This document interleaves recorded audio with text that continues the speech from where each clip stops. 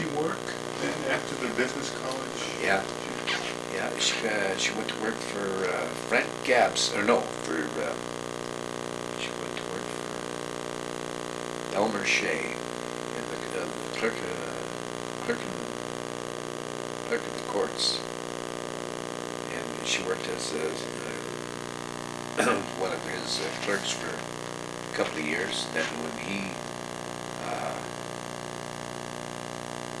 was going to give it up, he was going to get out of the business, he decided to open a place over in Missoula, and he wanted to get out of politics. So my mother ran for the clerk of the courts, and she ran against a guy named Frank Gabbsey, and Gabbsey won.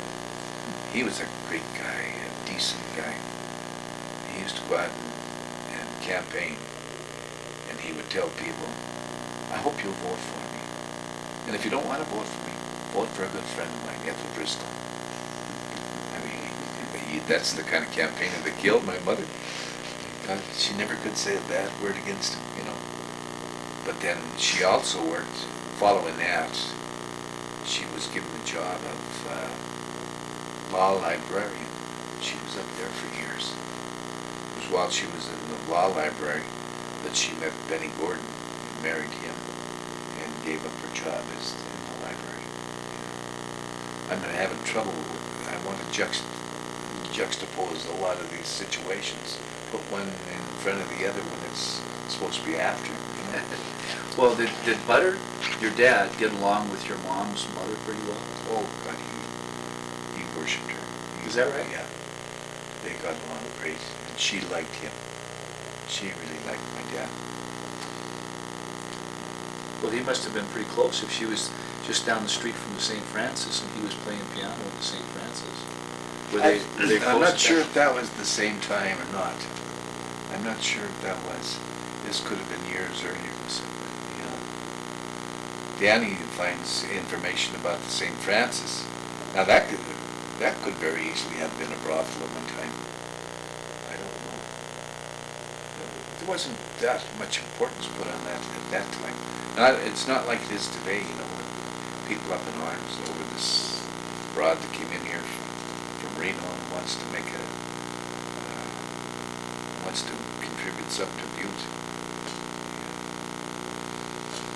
Well, do you remember your grandmother on your dad's side, Grandma Driscoll? Yeah. What was she like? She's a very saintly person. She was a person that walked over to St. Patrick's every day of her life and attended Mass, received communion. And well, as much as I would like to, I really never knew her as well as my grandmother Graff, because I lived with my grandmother Graff. But Grandma Driscoll was, she was short. She looked like she just come over on the last boat from Ireland, you know. She looked very Irish, but she was born in, I think she was born in Leadville, Colorado. So she was... Did she smoke a pipe? She didn't smoke. No. Did her mother smoke a pipe? Or I think her grandmother, Callahan smoked a corncob pipe. She was... I've seen pictures of her, and you'd have to call her double ugly. Who, your grandmother? Your Callahan. Callahan. Oh, yeah. She looked like Mammy Yoakum, you know, sitting there with a corncob pipe. Well, now there was a black family that lived in that same block on Broadway, wasn't there? Yeah, that was the Phelps family. He played football with my dad. He was the same age as my dad. His name was Buddy Phelps. And my Aunt Fritz tells me stories, or used to tell me stories about him. He was sitting next to my dad on the front steps of that house, that family home. He and Dad were sitting together getting their pictures taken. And they both had ski caps on. Or that year, that was probably around 19... oh God, it'd have to be around 1908 or 9. And Buddy Phelps told whoever he was taking the picture, look, Butter and I, or John and I are twins. One's as black as Coley's ass, you know. Fritz used to tell that in a more humorous way. Well, now, wasn't there another family, though, like the doctor that was a podiatrist, didn't they live in that block, too? Yeah, that would be the Duncan family. Duncans. Duncans. Were they close to the Driscolls all the time, or was that later? I think they were just acquaintances, you know, like they knew everybody in town. In time, though, my mother worked for Dr. Duncan. She was his receptionist, and nurse, and doctor who was very good to him. He was a podiatrist. What years would that have been? Oh gosh, when he was...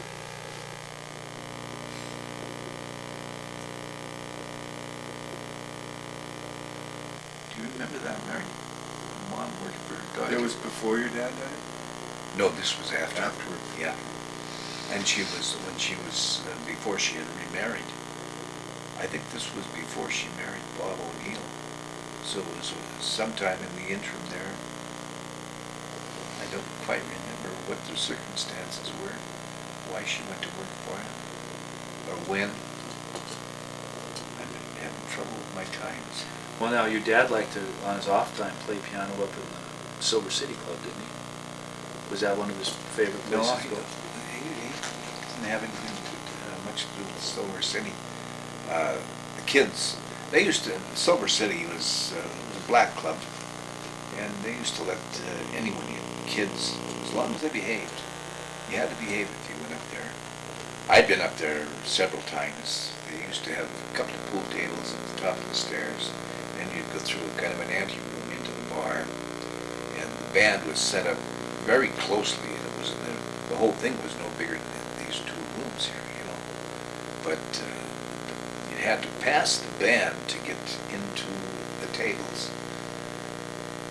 And in the process, you practically brush up against the band members. There was one guy that played the horn. He played, I'm not sure if it was a trumpet or if it was a cornet, but it was that type of an instrument, you know.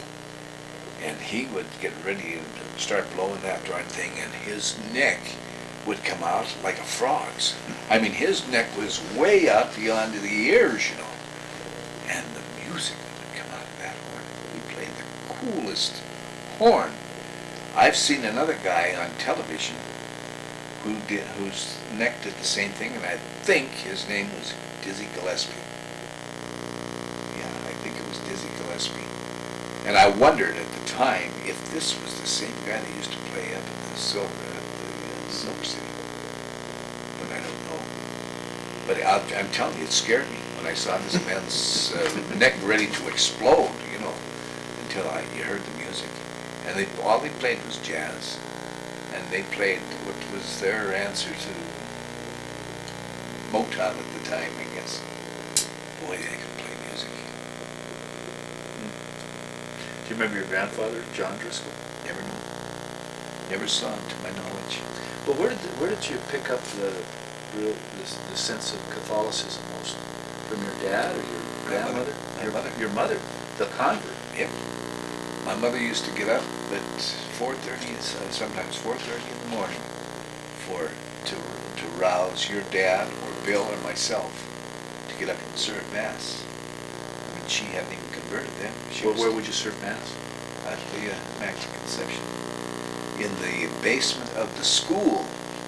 There was no church there. There was no big white edifice there at the time. All there was a church in the basement of the school. And, of course, everything was still there. You know, they never built the church until 1939.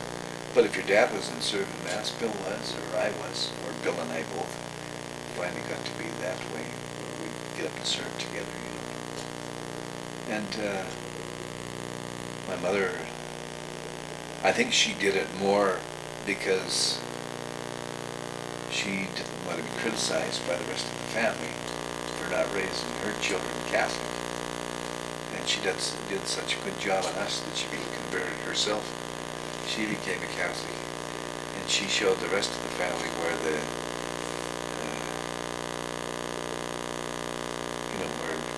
Catholicism should be. Well, when She you, showed us where the bear shit and the buckwheat.